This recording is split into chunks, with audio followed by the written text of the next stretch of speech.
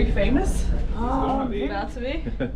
32-year-old Philip Pohle wasn't supposed to walk. I believe God, he had his hands on me. His doctors say people who suffer an injury like his I have no broken bones, and that sucker hit me hard.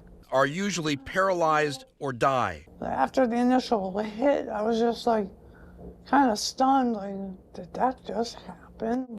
Hocking County 911 Sheriff's Office. Pohle wasn't hit by a car. We just had a maintenance worker there at the park get hit by a tree as it was falling. He's unconscious. I started pushing this large tree off the road. Body-worn camera from a state natural resource officer shows the Hocking Hills state maintenance worker clearing fallen trees from the road back in March when disaster struck.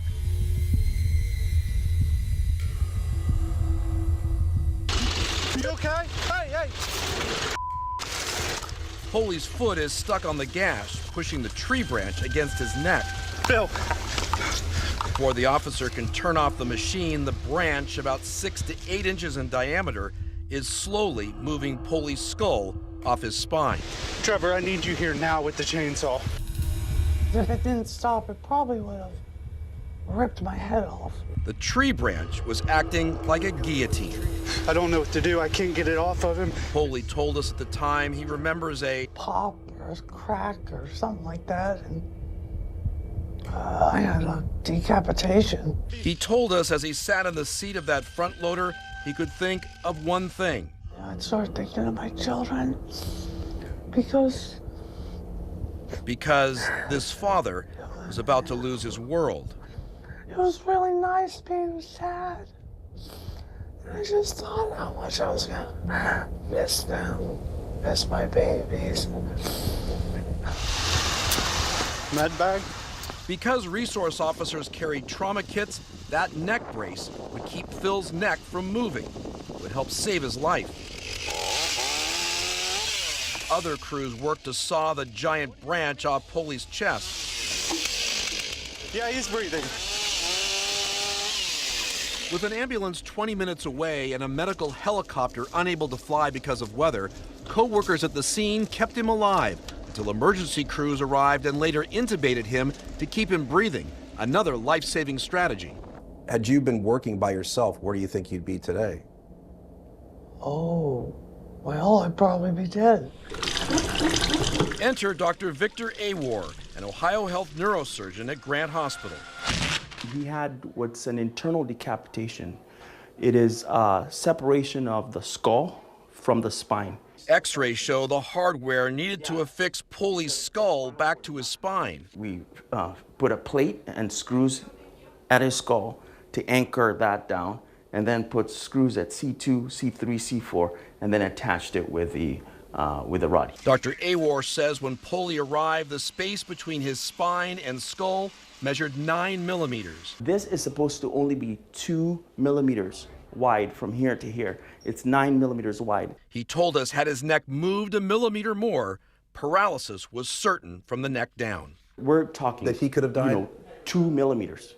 If he moved that much more, he would have probably severed his spinal cord. That's why seeing him walk when we met him less than a month after his accident is extraordinary. Dr. Awar says this kind of injury isn't uncommon, but surviving is. About 50% of patients who have this kind of injury die at the scene. So of the 50% that make it to the hospital, a significant number of those patients are paralyzed. What would you like to say to your surgeon? Good job. Nailed it. Pohle says he's eager to finish rehab and get back to the state park with his team. He hopes his brush with death will inspire others to remember how fragile life can be. Love deeply and have grace with people and be patient, be kind. Tomorrow is not guaranteed. I'll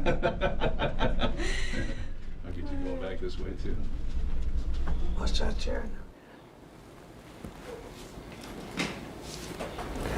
An amazing story. This accident comes on the heels of a state examination of emergency response times in state parks. Hocking Hills State Park has the longest response time of any state park, which is 20 minutes from dispatch to patient. The Ohio Department of Natural Resources has increased the number of its officers since Governor Mike DeWine took office from 140 officers in 2018 to 179 today. But the state doesn't provide 24/7 protection. It continues to rely on local agencies for support. Wow. So many questions. What a miracle. So many questions. Yeah. About this. Goosebumps. The chopper, first of all, chopper's not going to land on a 2-lane road. Right. It's not wide enough. Right. You got wires and trees and everything else. I've never even heard of putting the bracket on the neck, like somebody doing that. This doctor just pulls it out and does it. So many things had to happen correctly for him to be alive today, and all of them came through. It was just amazing from everyone's report, from the people that responded on the scene to the doctor, to his health and his stature also kept him alive, and also his determination. And he's got such a great spirit. Hopefully everything, knock on wood, goes well for him the rest of the way. And it sounds like, thank God, that they travel with a neck brace. Absolutely. Because they said if his neck had moved just a little bit, he'd be paralyzed. Yeah. That is amazing. That is a miracle. Yeah, No doubt certainly, about that. Good certainly. story, Any Kevin. one of those things that doesn't line up. Right. And it's a different He's meant to story. be here. Meant to be It's here. not Yeah. his time. He is Happy meant to be a here. dad. Good job, Wow. Doc. Thank Nailed you. it. Yes, yeah. You Still know, got a sense of humor will about take it. a long way. Yeah. Well, we All right. wish him the best. Kevin, in thank you for continued this. You're recovery. welcome. You're Thank welcome. you, Kevin.